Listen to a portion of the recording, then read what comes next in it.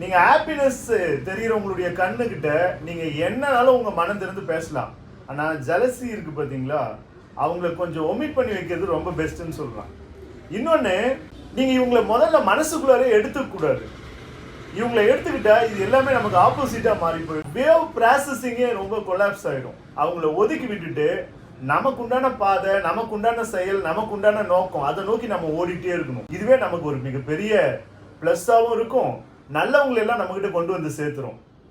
ஆனா எப்போ நம்ம ஒருத்தரை பத்தியே மனசுக்குள்ளார அதிகமா மைண்ட்ல கொண்டு வந்துட்டே இருக்கோமோ அது நமக்கு சிக்கலை தான் உருவாக்கும். இன்னொன்னு, வேவ் லென்த் அப்படின்னு சொல்லுவாங்கல்ல, கெட்டது நினைக்கக்கூடியவங்க நிச்சயமா உங்களை பத்தி நினைச்சிட்டே இருந்தா அவங்களுக்கு பத்திய தாட் வந்து உங்க மனசுல வந்துட்டே இருக்கு, பேடா வந்துட்டே இருக்குன்னு அர்த்தம். நீங்க அவங்கள ஒமிட் பண்றது எப்படிடா அப்படின்னு சொன்னா, அவங்கள நேரடியா பேசுங்க. அவங்களுடைய மைனஸ் எல்லாம் உங்களுக்குள்ள ரீகால் பண்ணிக்கிட்டீங்கன்னா டப்புன்னு அதை ஒடிச்சிட்டு வந்துடலாம் வெளியே.